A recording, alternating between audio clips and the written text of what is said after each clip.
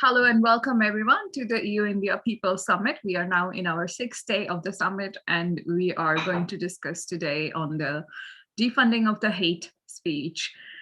This topic has been very close to my organization since the beginning of our journey into this work. And we have been campaigning as well as engaging in the policy and the advocacy area on defunding the hate speech. And I'm joined in this panel by some of the people that I very regularly engage and work with. And so I would like to welcome them, and I would like to introduce you all to them as well. So first off, I have with me Richard Wilson. Richard is a writer, a human rights activist, and co-founder of Stop Funding Hate. Stop Funding Hate was launched in August 2016, and it seeks to, as a campaign, it seeks to make hate unprofitable and promote the idea of ethical advertising by persuading companies to pull advertising from media that incite hatred against minority groups. You must have seen Stop Funding Hate in action alongside also people like Sleeping Giants and others, to ask these companies very vocally and very publicly to stop funding hate of vitriolic media, especially the media in the UK, Daily Mail being one of the examples. Then I have with me Dr. Omar Sharif. He's the president of Discover Islam Education Trust. He's also responsible for Al-Bashir International Schools. He's an activist and author and columnist, having written the book In the Name of Cow, an Indian Narrative. Mr. Sharif is also a social and political activist and is representative of the wider Muslim society within India. And with Mr. Sharif, we will get to know how hate speech and vitriolic in the media and on television is perceived by the Muslim community within India. Then I have with me Harriet Kingaby. Harriet is an award-winning campaigner who has worked with some of the world's biggest and smallest brands, startups, and social enterprises to land international climate change campaigns, build brands with purpose, and create behavioral change programs with impact. She's also partially responsible for the Boris Trump kiss mural that galvanized millennials to vote in the UK's EU referendum. She co-founded the Conscious Ad Network with Jake Gibbons in 2018 and has since seen it gain international recognition, partners with ISBA and the United Nations, and grow to over 90 members from O2 to Accenture Interactive. And to mention, Harriet is also a former Mozilla Fellow working with Consumers International to map the opportunities and impacts of AI-enhanced advertising globally. So welcome you all, and welcome to this session. And the style of this session is going to be conversational. That means that I have certain questions to just lay out the foundation of what we are talking, to introduce the audience to our work in different domains, and to think about how the model such as that of can be perhaps pushed or applied in a scenario like in India. So welcome you all. So my first question, because hate speech has been such an intensive topic with so much of violence attached that we have seen in the past couple of years growing, I wanted to know from Omar Bashir, how do they perceive hateful media in India? If you can please walk me through what happened, for example, in the case of Tablighi Jamaat last year, and also through hateful narrative of the very right-wing Hindutva media, including magazines like Op India, Swaraj, etc. How do you as a community and as a leader of a Muslim community perceive this, and what do you think must be done? Please. Yeah, Dr. Manuvie, you have touched upon a very relevant point as to how the intensity is felt in India with regards to promoting hate and with regards to promoting misinformation, because hate is promoted through misinformation and fake news.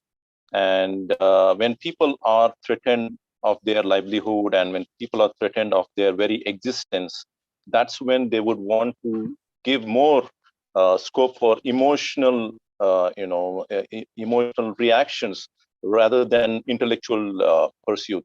So most of the cases, what we have come across in India these days, as you have rightly put across with regards to the maligning information against the Tabligh Jamaat, who have said it is a COVID jihad. They have said coronavirus jihad.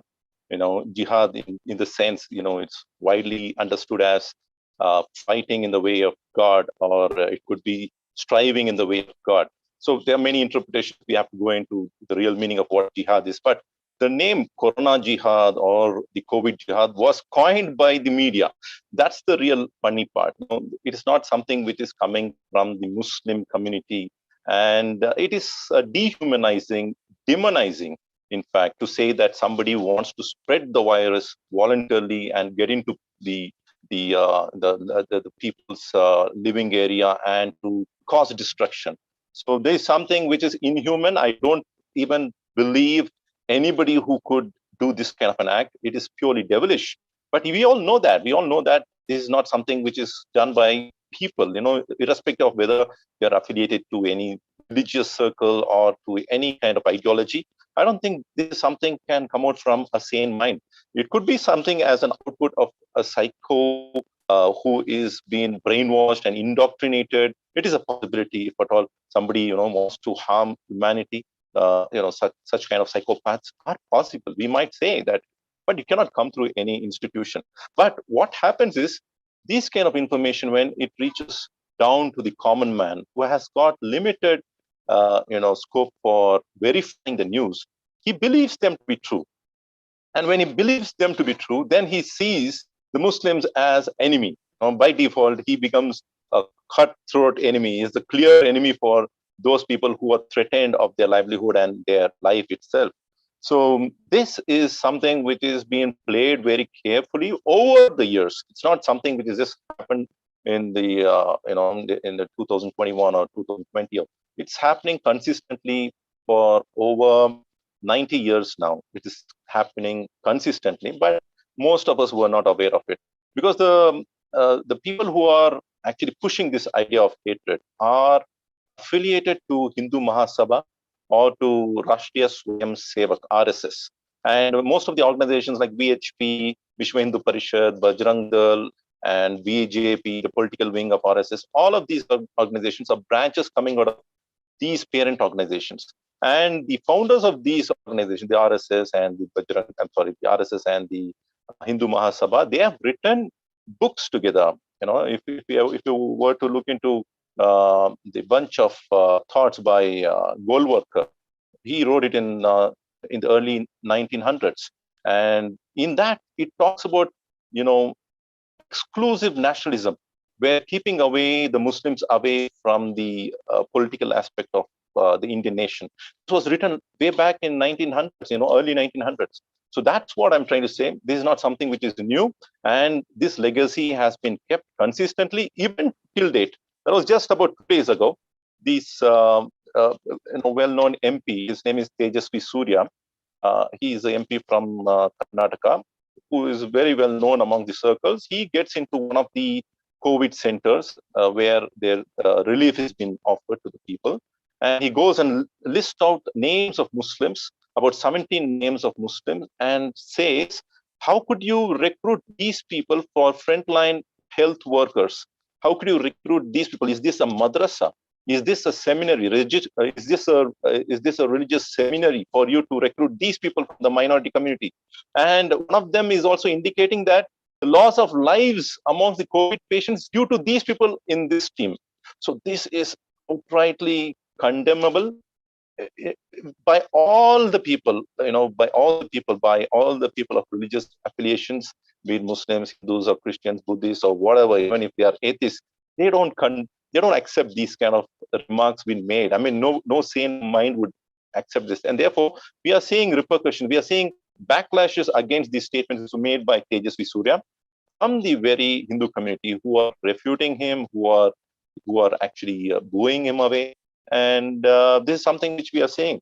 So in today's India, where we also know that there is this Hindutva wave across the nation, at the same time, there are sane minds amongst the non-Muslim Hindus who are showing their affinity towards the Muslim community, who are showing the brotherhood. They are showing the sense of secular values which are ingrained in the Constitution of India. So that is something I see it as a very positive thing, because there were times when these voices were quiet, but now they are emerging out. They are becoming the real force ahead. And this is a lesson for even other communities, like, for instance, even for the communities like what I represent, the Muslim community, to stand up for justice, even if it is against your own self. If at all there are some cases of extremists, who are violating the laws, we must stand against them in the interest of the nation, in the interest of the people of our land, and the interest of humanity. So that's my opening with regards to this. I hope it was relevant for the discussion now. Thank you, Mr. Bashir. That was a good overview of what is happening in India, and also the recent event of Tejasvi Surya calling out only the Muslim frontline workers out of, I think, 130 total workers. He just pointed out 17. Over 200. Over 200. More than 200 frontline workers. He just pointed out the 17 names which were Muslims, and this was called out by also the Hindu community that this is unfair because the country is going through a massive crisis, and we can't be so divisive or dehumanizing towards one community. Now, I want to come to you, Richard and Harriet, because both of you have also campaigned against dehumanization of certain communities because by the media and by the larger social media as well at times.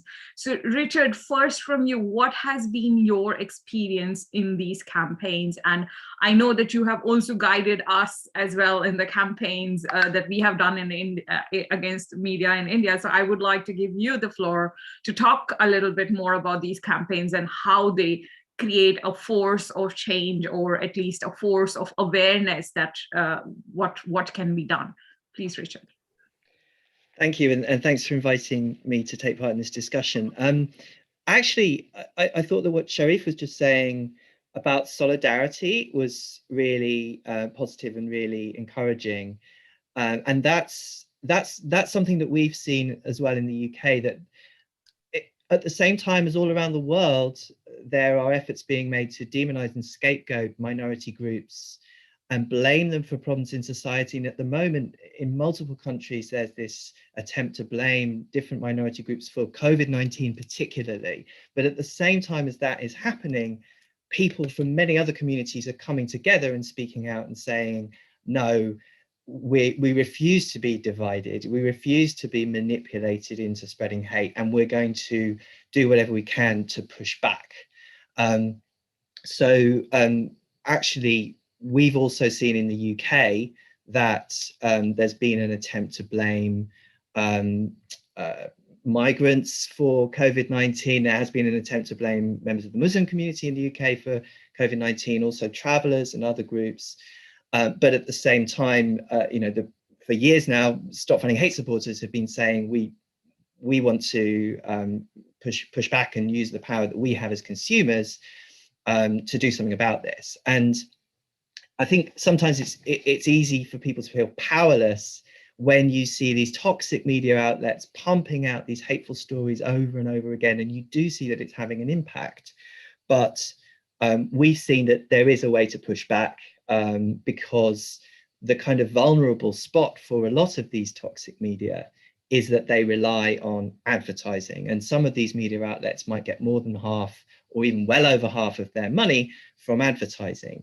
And even if these extremist networks don't care what people like us are saying and thinking, advertisers have to attract customers, and a lot of advertisers, more and more advertisers, are saying, we don't want to be aligned with media who are harming our customers and harming society. And what we've seen with Stop Funding Hate and what Sleeping Giants have done, and what you're doing as well, Ritu, with the campaigns that you're running, is we're showing that there is strong popular support for advertisers to take a lead here and take that money away from media who are making these problems worse, and support the many other media who are actually doing a responsible job. Ritu, you're frozen. I don't know if it's you or me who's frozen here. Can you still hear me? I can still hear you. Yeah. Okay. Yeah. So that's Stop Funding Hate in a nutshell. And I think what's kind of amazing is that we started in Britain 4 years ago now, actually 4.5 years ago now, challenging the problems that we were seeing in Britain. What we've learned actually is that this same pattern is being repeated all over the world. That these toxic media are using similar tricks everywhere, but by the same token, the same tactics that have been successful in the UK and in the US and other countries have also started to show that to prove to be successful all over the world as well. So the sort of answer to this, I think, is to build a global movement of people supporting each other, sharing goodwill and solidarity, and sharing and learning from each other, because actually I feel more and more than ever that the number of people who refuse to be divided, the number of people who want to live in a harmonious society will always be greater than the people who are trying to divide us. Excellent. Thanks a lot, Richard. I will like to keep you in the spotlight for a bit, because I wanted to also get to the point where you tell us a little bit more about, in terms of numbers, how much was the campaign successful in UK? And I ask this because I would like our audience, especially the audience in India, to have a realization that the campaigns against hate speech, especially asking the advertisers to defund the hate speech, does yield at least certain kinds of results, and how can we further channelize those results? So please, Richard, if you can.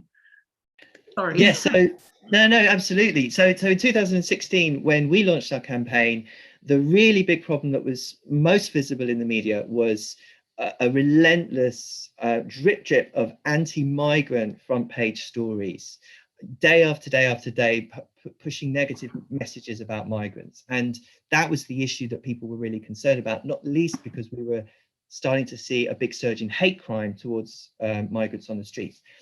In the last 2 years, we've seen a dramatic drop in the scale of those anti-migrant front pages. In 2016, we saw over 100 of those kinds of front pages, but in the last year or two, we've barely seen 2.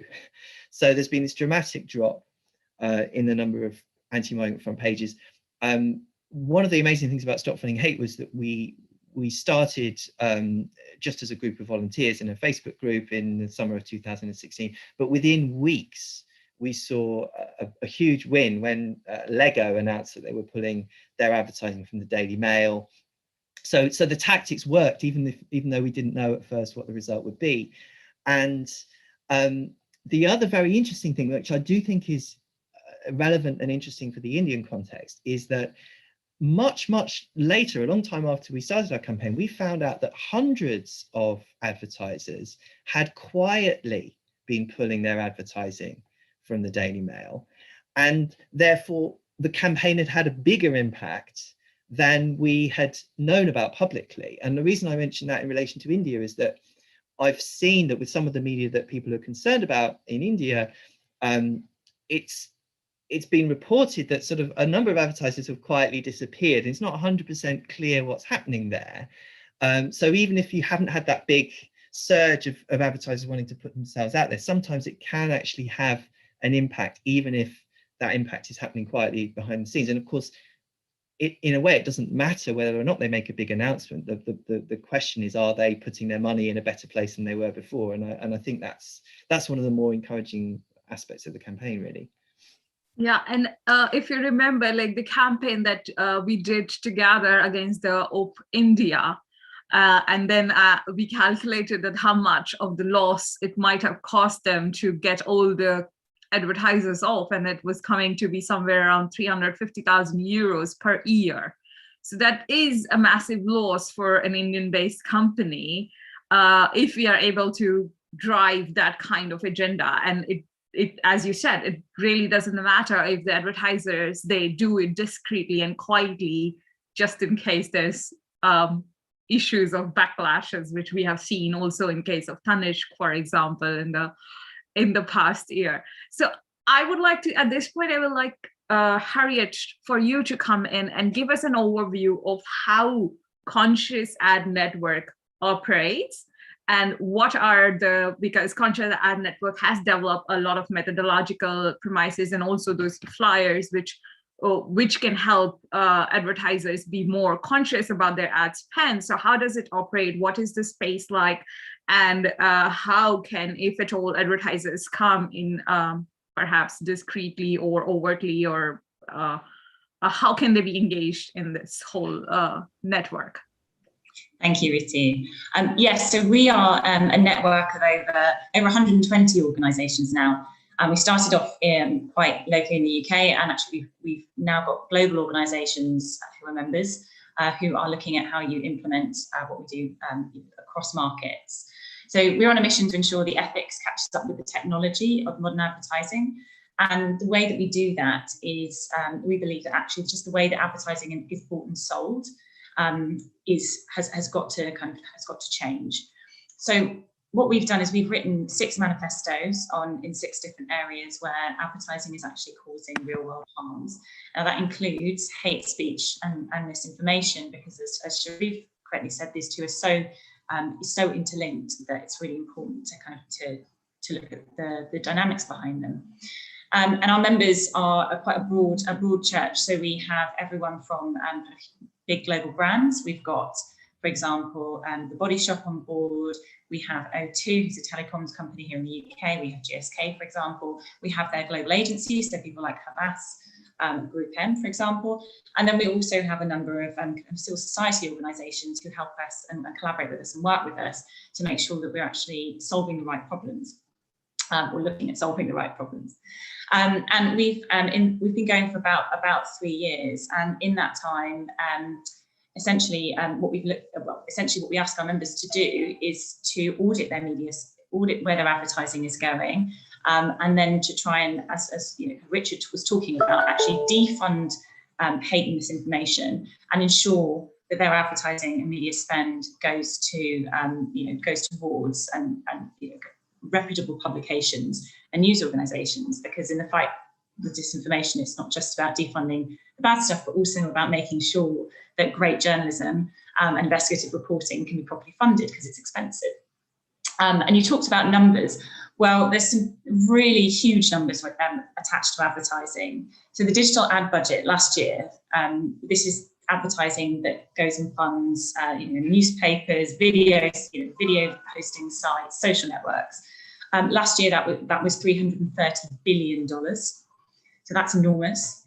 And when the Global Disinformation Index, for example, looked at what proportion of that was going to fund extremist hate disinformation, actually that a very conservative estimate suggested that number was around $235 million. Now that is a lot of money that's going to fund the kind of stuff and organising the kind of stuff that Sharif and Richard have just talked about, and that's really concerning. And for advertisers, it's not good news. It means nobody, I think, no brand manager that I know wants their advertising to be appearing on hate speech. So it's also customers that come across it there. If they see their favourite brand supporting hate or against disinformation, that's not great brand building, trust me. So, and we've actually seen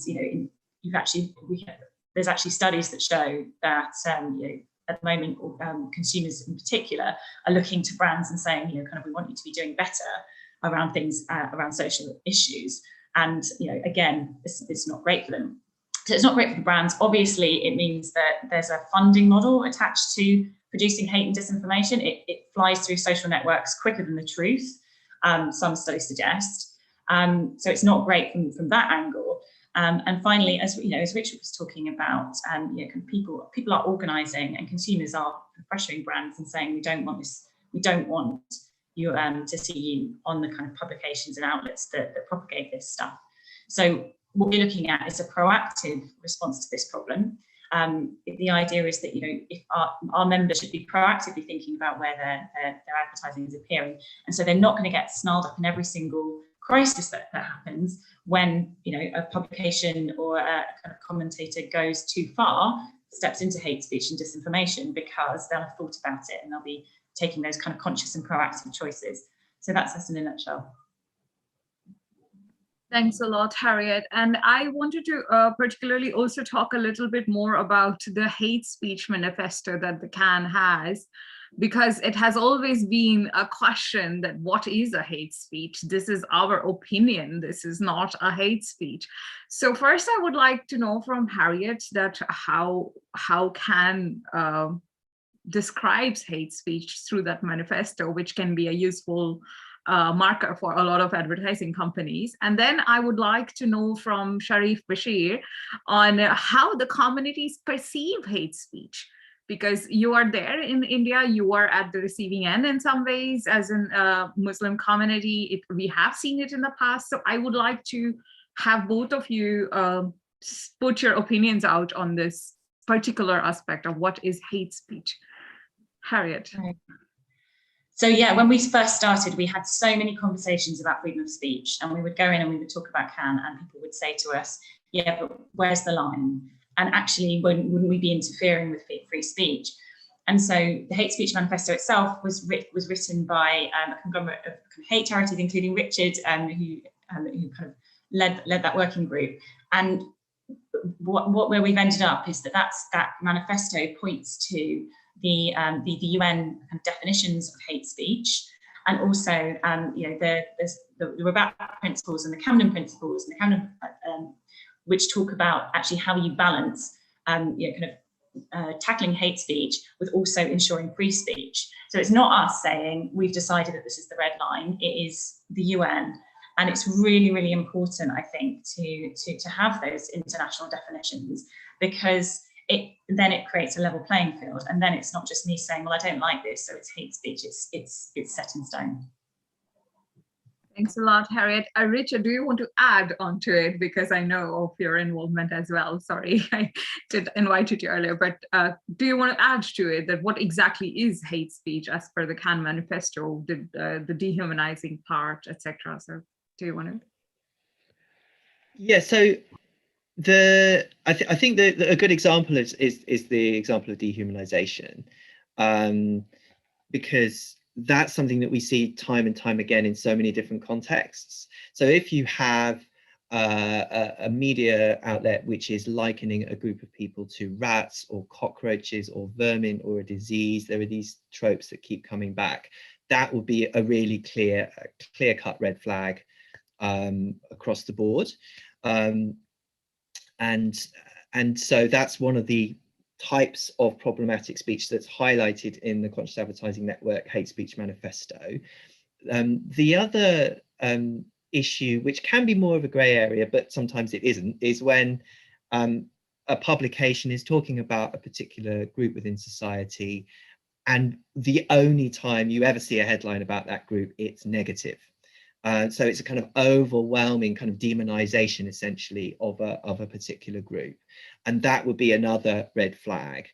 The complex part about hate speech, I think everyone who's looked at this would agree, is that it's context specific. So the same phrase that you might say casually, to a friend in a bar, meaning one thing, could mean something else entirely if you broadcast it on a radio station in the context of a society that's already heavily polarized. So there's a caveat, which is that there are grey areas and there is context that needs to be taken into account. And that's another reason why, as Harriet says, it's really important that in navigating this issue, we're kind of referring to the United Nations frameworks, which are kind of designed to deal with those more complex edge cases as well. But I also think there's an example of hate speech which is just really clear cut, like demonization of minority groups happens in the most extreme examples around the world. And, there's a very clear example there of what hate speech looks at, which is kind of hard to argue against, really.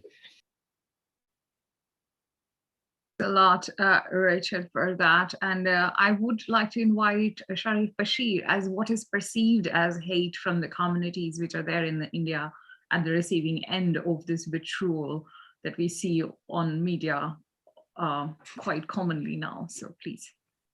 It's a very pertinent question that you've asked. What is the definition of hate speech in our perspective is very important. Whenever we come across anybody committing a crime, and if at all he happens to be a Muslim, we have no problem if they are mentioning his name, and if he's been condemned and if he's been put on trial, we have no problem with that. But the problem is when they call it as something connected with the religion. When they say that Islamic terrorist, they are tagging the religion, that's offensive to us. If they're calling him a terrorist who is indoctrinated by a certain organization, who is from the terror outfit, then we have no problem in hearing to that and in condemning that as well. But the problem lies when somebody is saying he is an Islamic terrorist, tagging the religion Islam. So that is really offensive to us. We find it as part of attacking our religion as such. So whenever even the term Islamist, it is wrong actually, the way they are portraying that with extremists who are down to do some havoc in the world today. So it is ascribing a wrong thing. It's giving a wrong connotation to the right word. So that's the real problem that we have. And the word hate could be relative. For instance, if I'm talking about the Hindu extremist organizations and bringing about the facts about their work, they might find it hateful. They might not like it. But is it ethically right for me to present the truth or not? That is what we must be focusing. So everybody, as long as the fact has been present,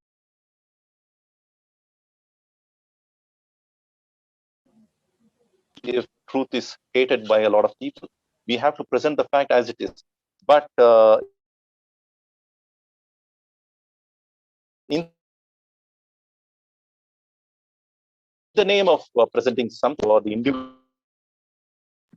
mistake, or the mistake of for the deviance of certain outfits, then that is hate speech in our regards. So, and again, when the media takes up the media trials and forms to, it tries to form conclusions based on just discussing over the panelists, that is again causing hatred for a community.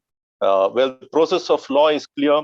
There is a jury, there is a process of law where one has to present the cases and proofs are to be established, and citing the references for the case. All of these things are important for anybody to form a judgment or give a verdict. But on the contrary, when the media takes up the job of the jury and starts to engage in media trials and bringing in misinformation from all sides and presenting it as though this is the mainstream thought from the community, and demonizing, finally it goes to the extent of dehumanizing. That is something which is not accepted by us. We disregard this style of operation in the name of presenting the news, and that is what we perceive it to be hate speech.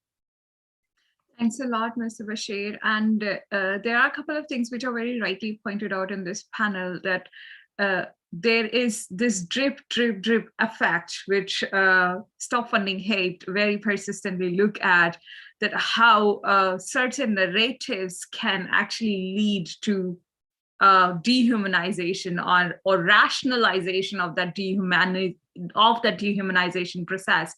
Plus, there are certain behaviors within the media that we have come to notice over the year, which pushes a certain type of narrative against communities, which can be generalized, or which are usually generalized, as what Mr. Bashir has also pointed out, that if there is an attack and then it goes on to be called out that it is an Islamic terrorist attack, or the whole Muslim community is responsible for it. So those kind of behaviors do lend itself in the domain of hate speech. And across the world, we do have laws where every jurisdiction has laws which actually there are certain direct principles over hate speech, like incitement to crime. That is an direct effect of law, where your speech will not be in the free speech zone, but rather the exemption of the free speech zone. At the same time, the law is not wide enough or big enough to create responsibility amongst the private citizens or the private actors, where organization like CAN comes in to bring in that business human responsibility. And I would like to come to you both, Harriet and Richard, on this business human responsibility aspect, also to talk a little bit about what the work you've been doing with the United Nations. I do see Mansoor raising his hand, so I would like to first ask him to put his question out, and before I come back to both of you. Sure. Thank you very much, Ritumbra, for that. And thanks, Omar Sharif, for those insightful comments. One question for you that I have is, could you enlighten us on what progressive steps communities that are targeted by hate speech can take today? Would stringent legal clauses and systems be the answer, or is the answer elsewhere? Well, there is a process of law which is very much in place in India. And therefore, whenever there's something going wrong, there are people who are being reprehended. They are being, lawsuits are formed against them, and legal trials are going against them. It's happening, but the results have not been all that great. It is not sufficient. It is not sufficient that we pursue only the legal, legal means of doing things. There's so much to be done by the communities with regards to the social activism. I would say, if you were to talk about the Muslim community of India, we need to come into the mainstream business. We need to come into the mainstream welfare activity. And we must stop talking about Muslim rights or the minority rights. Rather, we must talk about human rights. We must talk about people's rights. We must talk about the welfare of the people of India, and the welfare of the people of our neighboring states, and the welfare of the people of this entire world. So when we are going to present ourselves as, I'm talking from the Muslim community, then the world will know that we are part of them. But when we are going to, make ourselves as a very exclusive community, talking about our own personal rights, most of the times, whenever things go wrong to us, we are in the public domain, crying over what has happened, then we don't mean much to the mainstream people. That's what I can sense. This is my personal observation. So we must be relevant as people of this world, and we must talk about every issue not pertaining to the minorities per se. If a person from the Brahmin community, from the high caste Hindu, is being treated badly, and if his rights are snatched away from him, and if he's deprived of his livelihood, then we should be at the forefront talking about his rights. And this is a thing that would pave way for the people of India to come closer and to understand one another, that we are humans first, and all our religions are working to make us better humans. If that is the thing that we can pass across as communities, across communities, then alhamdulillah, by the grace of God, we will have a very peaceful situation across the world. So I would say it is to look at these things with a sense of looking at it as an opportunity, and taking a great responsibility and feeling the duty upon our shoulders, and making meaningful gestures to the people around us. So that is the key, would make a great impact to our world. That's what I have to say.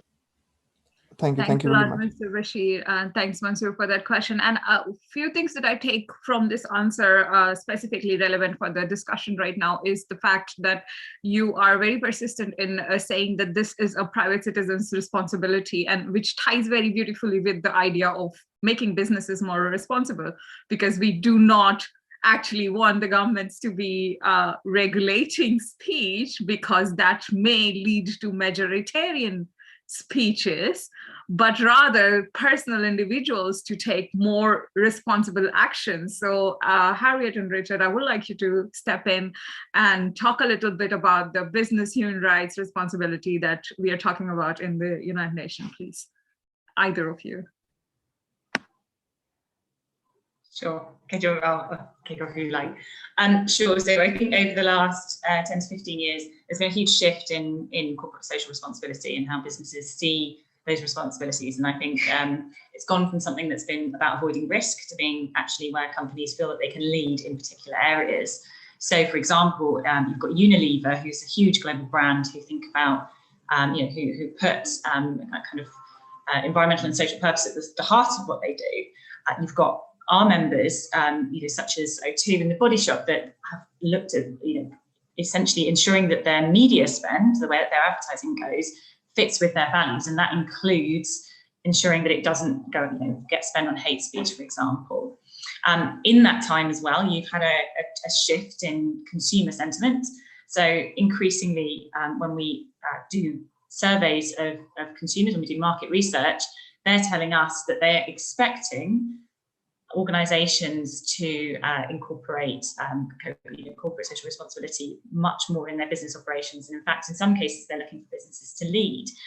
So all of this tells us that increasingly organisations are facing an environment where they have to think about these things, and it's good business to do so.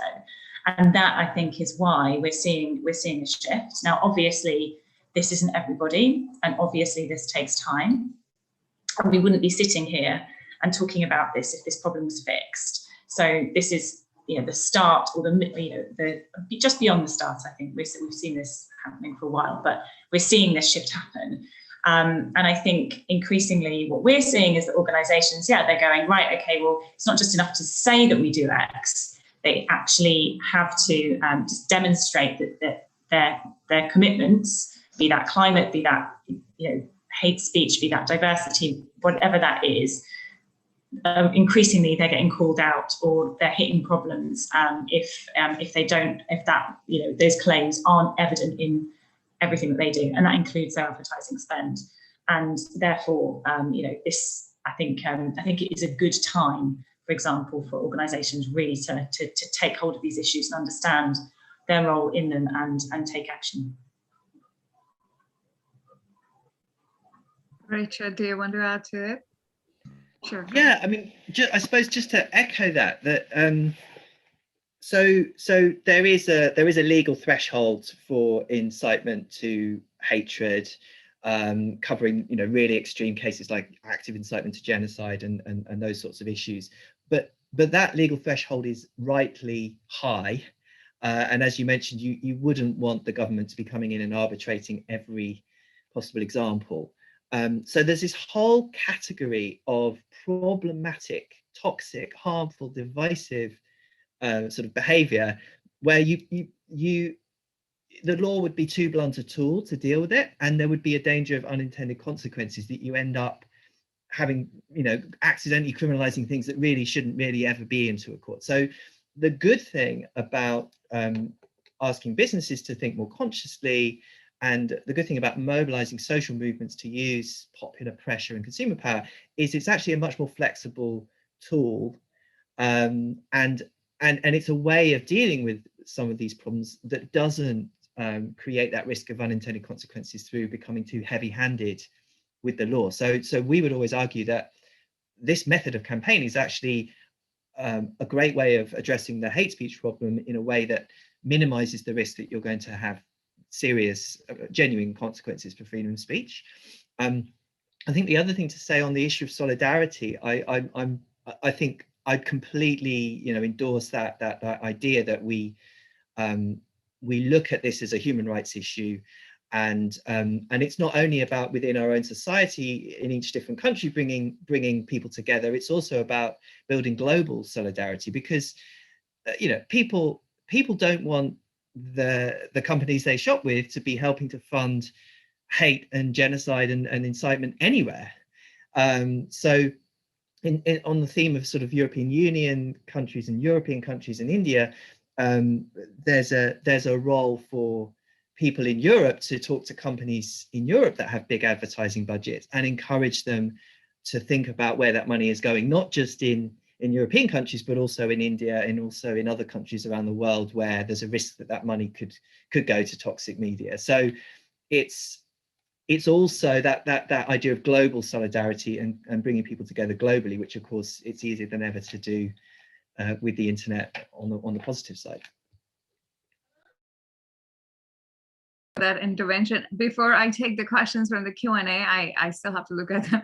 I wanted to ask one more question, because this is sort of relevant for our EU-India People Summit and also for the EU-India engagement that is taking shape as we are talking, right? So one of the main things that is happening in this engagement is, if you might have noticed the news two days ago, that EU will not be having relationship with China, but rather pivoting more towards India. And we also had the chairman of the EU-India delegation with us a while ago, 2 days ago, actually, who was very persistent in saying that, okay, India has its problem, but India is not China yet. So it kind of made a very clear statement towards that, yes, European Union is eyeing India as a consumer base for having better business relationships in India.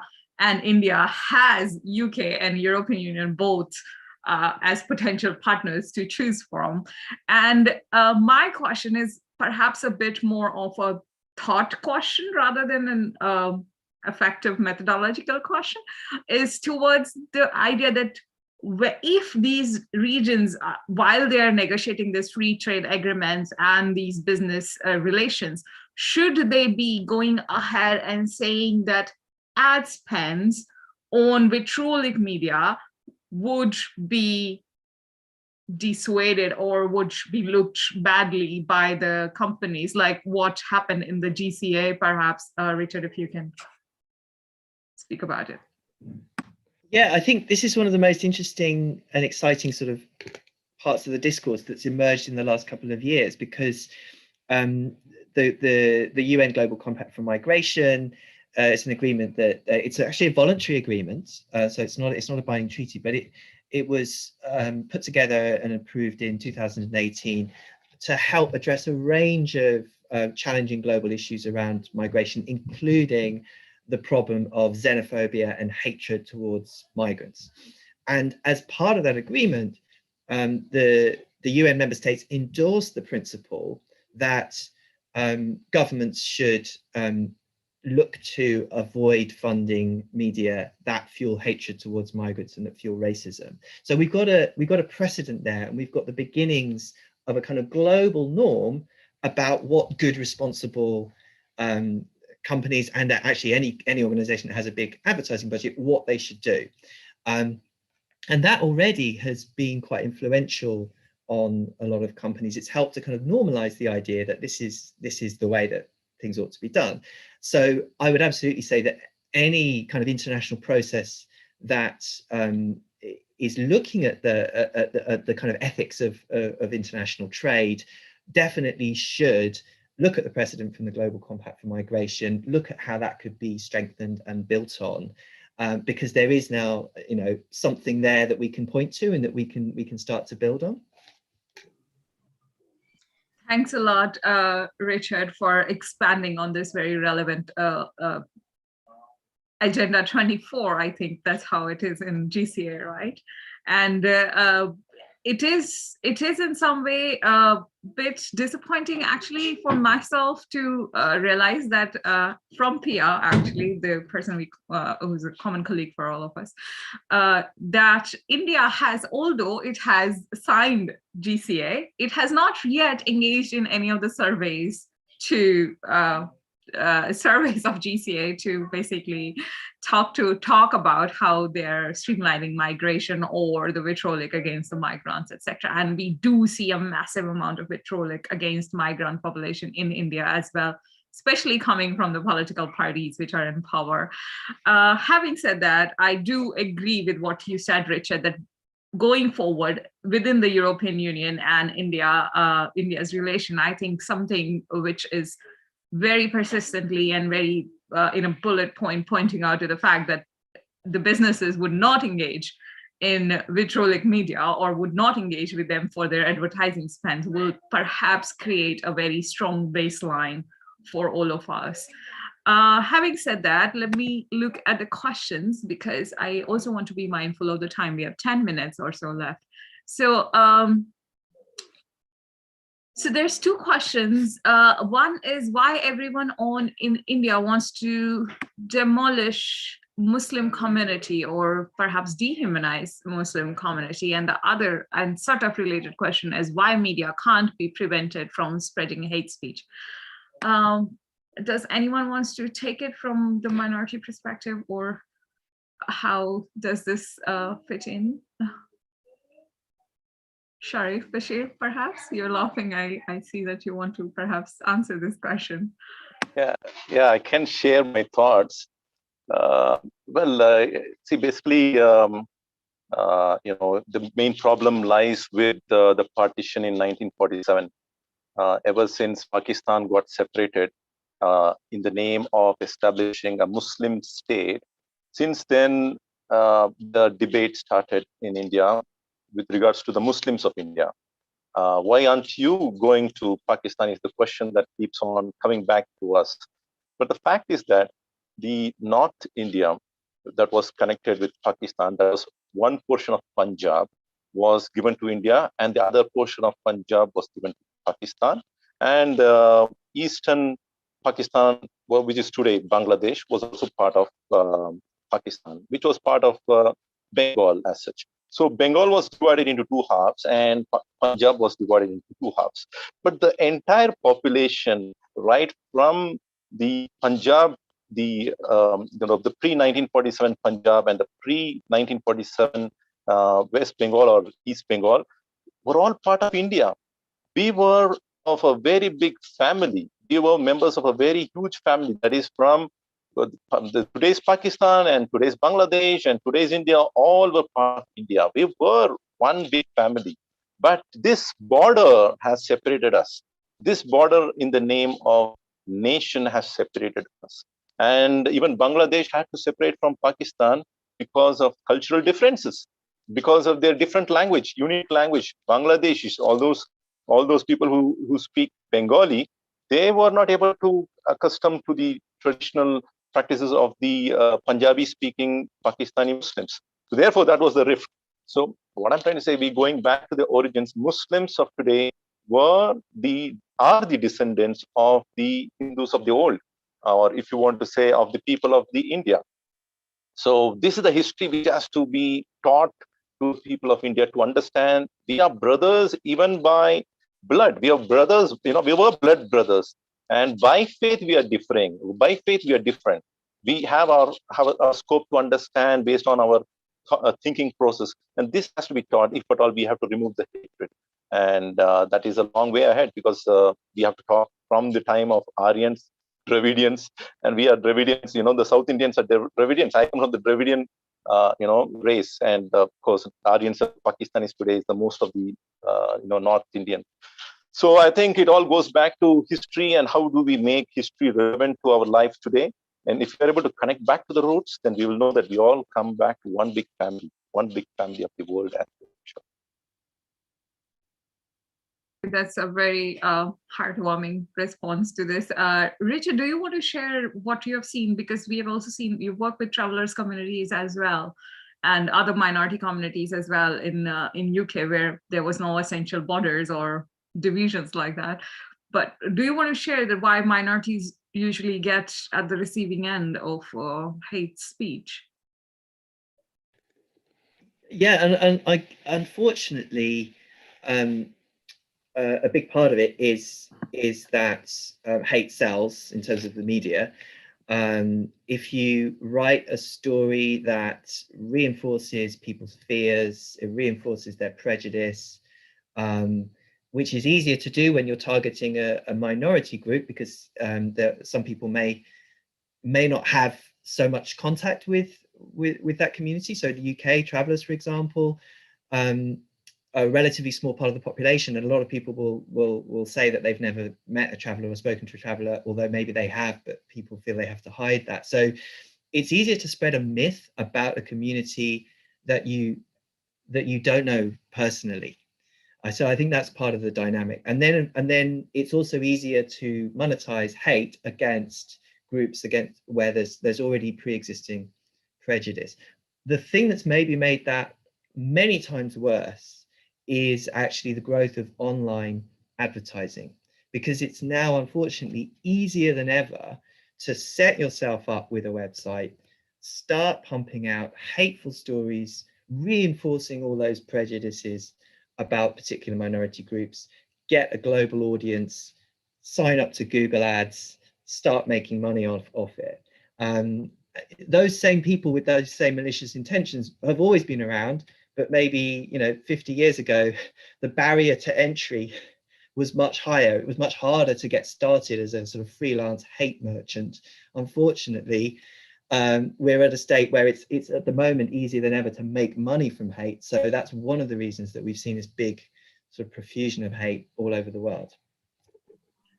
Yeah, thanks, Richard, a lot. And it kind of like weaves into the narrative of those clickbait websites, which turned into successful business model and even got venture capitals from some of the very known people, which especially like in India, in certain cases that we have seen that there has been this success model created out of hate mongering platforms. So yes, thanks a lot for that.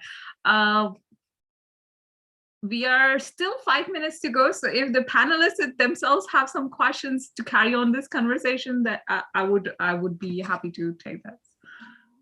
I mean, I'm happy to build on what Richard just said about these dynamics that we see online, because the other thing that we've not really talked about so much is social networks. And we remember that stat that I said earlier on. I think it's from Harvard, a Harvard study that showed that disinformation actually traveled through Twitter 6 times quicker than the truth a couple of years ago.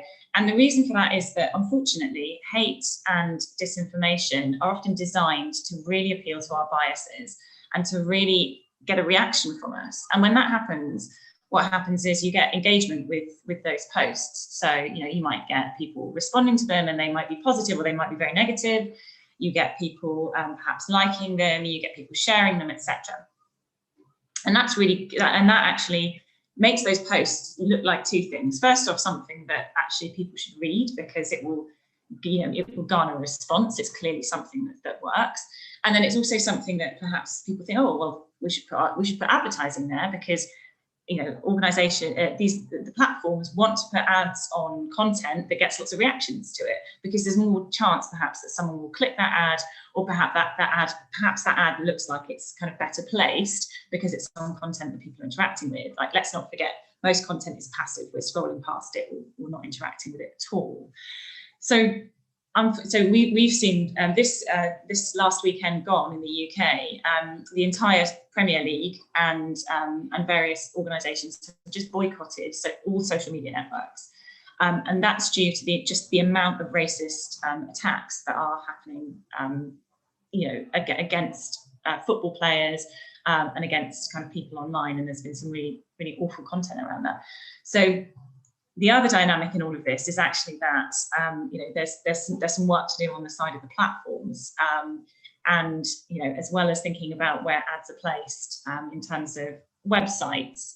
I think there's a big conversation also on those platforms and their governance processes and accountability there. Thanks a lot, Harriet, for that. There was also another question which says that what are the steps to control hate speech? And if I may just take this quickly, because we have to wrap up the panel as well. So one of the things that I would really like anyone who's viewing this panel, this conversation, and who might view this in future, because it will be there on the YouTube, is that we would really urge, similar to the actions that happened in UK with the Football Association taking a stand, we would really urge our cricketers to take a stand, because we are a cricket nation, right? And I would really urge Bashir Saab here, because you are a representative of the Muslim community, to perhaps ask the Muslim cricketers to be the first ones to take a stand against these hateful platforms and hateful media, and disassociate themselves with it. And this will in some way make the ball go rolling, and hopefully become a much giant and interesting revolution towards a better society. I see Bashir Saab has unmuted himself, so please go ahead. I'll give you 1 minute. Yeah. Yeah. No, you have suggested a very beautiful thing for the Indian cricketers to come forward and to raise voice against hate messages being promoted in the media and to stop the advertisers from funding them. That's a very profound suggestion. I just hope the people have the guts and the energy to come out in open, because the political climate today, even the Muslim actors are not spared. We have come across many times when if at all Amir Khan makes a statement of feeling insecurity in India, he's been trolled, and people, what happens in the social media. So one needs to have the courage to come in the open and to put forward this kind of a thing. He must be really daring enough to do that. I wish all that happens in the coming days with all your supplications, and with the help of God Almighty, I think it should be able to happen. Yes, and I would like to add to that in case that we are able to break through in the cricketing association, for example, and I'm sure Bashir Saab will be instrumental in doing that for us. I will work. I will truly. I will take it forward. We do have the Conscious Ad Network where people can just join in without even publicly declaring that they are part of it. So okay, it is possible.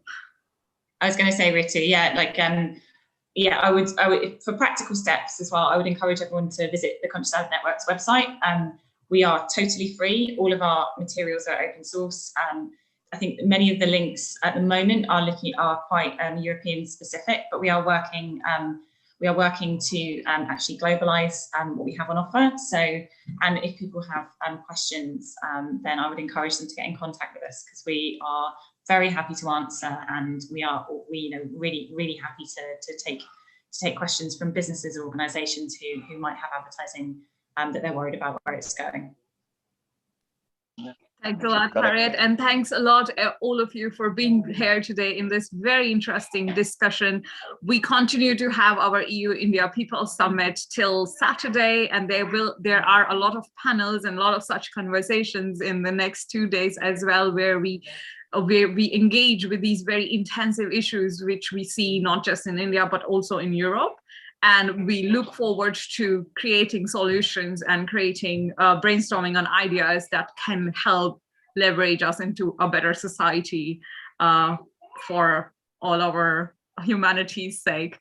So with this, I would like to thank all of my panelists for this conversation, and everybody in the audience who has been